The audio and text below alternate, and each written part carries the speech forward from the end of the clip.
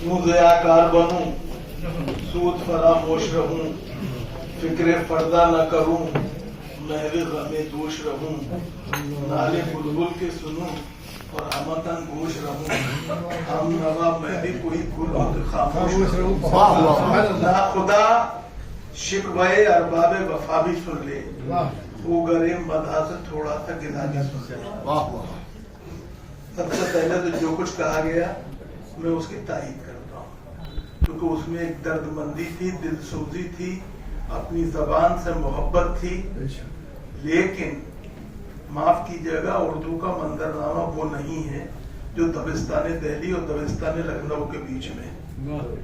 सारा अलमिया यहाँ का है, क्योंकि माफ कीजिएगा यहाँ के लोगों ही को ये बोल रहा था कि उर्दू हमारी जुबान है, और हफीज जालंधरी को डर के मारे ये कहना पड़ा कि जंग छिड़ जाए हम अगर कह दें ये हमारी जुबान है प्यारी।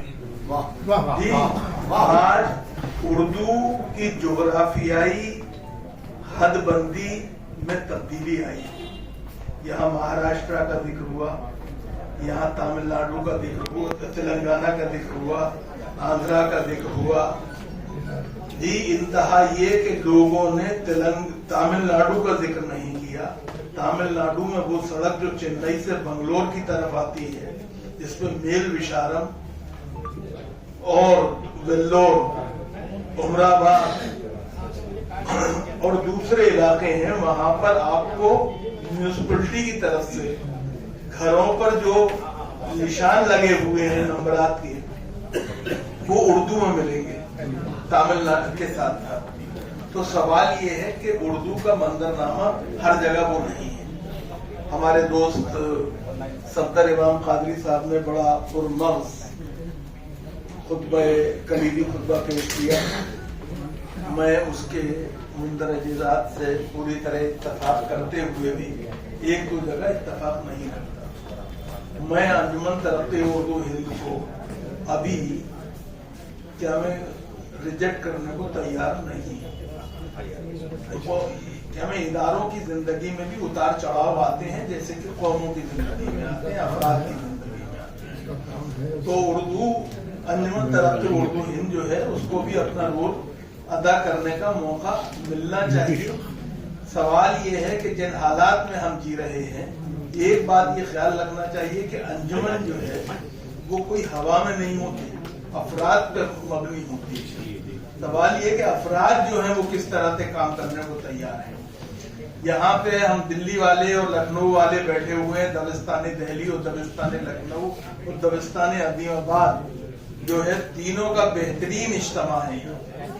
ये बिल्कुल सही बात है, इसके लिए मैं मुबारकबाद देता हूँ तहसील साहब और उनके रुतबा को। लेकिन मैं एक बात आपसे अर्ज करना चाहता हूँ कि सिर्फ सरकारों के सहारे कोई जबान कब तक जिंदा रहती है। सवाल ये है, उर्दू का उरूज अगर आप देखें, उर्दू की पैदाइश से उसका उरूज, उर्दू जन्मी खानकाह में जनक उसके अमीर खुसरो थे, उर्दू के भी और हिंदी के भी। जी एक ने देवनागरी का रस्म खत इख्तियार किया तो वो हिंदी कहलाई, एक ने अरबी फारसी का रस्म खत इस्तेमाल किया, वो उर्दू कहलाई। जी ग्रामर दोनों की एक ही है। दूसरी बात ये है कि माफ कीजिएगा, हम उर्दू वाले जो हैं, और खासतौर से यह मुसलमानों की बात बार बार कही गई, माफ कीजिएगा, मुझे अपने मुसलमान होने पे कोई शक नहीं और शर्म नहीं है, ये बता दूं आपको। लेकिन मैं ये मानने को तैयार नहीं हूं कि उर्दू सिर्फ मुसलमानों की जबान है। वजह यह है कि हमारे अंदर एक बुराई ये पैदा हो गई है, माफ कीजिएगा, आजादी के बाद खास तौर से, कि हम गलत बातों को बहुत जल्दी सही समझ लेते हैं। साहिबो, उर्दू जबान का मामला ये है कि एक तरफ हाथ में शंकर की है गुलजारे नसीम, दूसरे हाथ में चकबस्त की रामायण है। क्या गजब करते हो, मुस्लिम की जुबा कहते हो, अपनी सीता ही को बर्बाद दिए देते हो। जब तक इस मुल्क में जानकी प्रसाद शर्मा जैसे उर्दू के वकील मौजूद हैं, उस वक्त तक उर्दू को कोई मिटाने वाला नहीं है। जोग्राफियाई हदबंदियों का मसला है, सिर्फ इसका ख्याल रखिए। आप यहाँ पे बात कही गई ابھی کہ روزگار سے جڑی ہوئی نہیں ہے.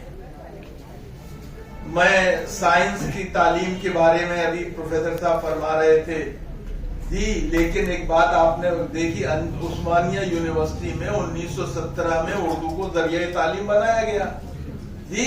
انجینئرنگ اور ڈاکٹر کی تعلیم کو بنایا گیا اور اس میں کامیابی بھی ہوئی. لیکن آزادی کے بعد ایک نقشہ بدلا. اس نقشے میں ہم نے اپنے آپ کو ادارہ سازی کے بجائے ایک طرح سے ہم نے ریٹریٹ کرنے کا، اپنے کو بیک کی طرف جانے کا فیصلہ کیا. یہاں پہ بات روزگار کی کہی گئی اردو کے حوالے سے.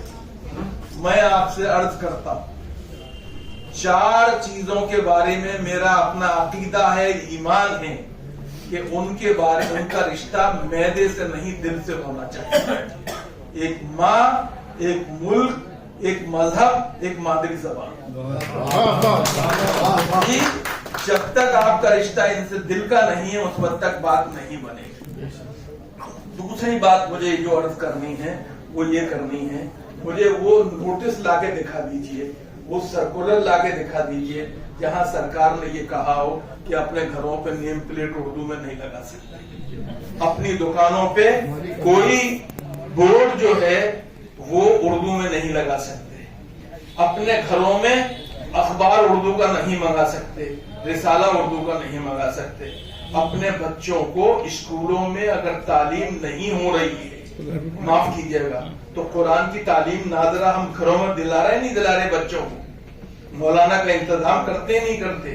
اسی طرح مولوی اسماعیل کی جیسے ابھی ہمارے دوست نے کہا تھا، کیوں نہیں اپنے بچوں کو تعلیم مولوی اسماعیل کی کتابوں کی دلا کر انہیں اردو میں مکلف بنا سکتے ہیں. میں یہ بات اس لیے کہہ رہا ہوں کہ میری تعلیم کا آغاز ہی ایسے ہوا تھا کہ پہلے مولوی اسماعیل کی 5 کتابیں پڑھائی گئی، تختی لکھنا سکھائی گئی، اس کے بعد میرے دادا نے میری انگلی پکڑی اور اسکول کی 4تھی جماعت میں جا کے داخل کرا دیا.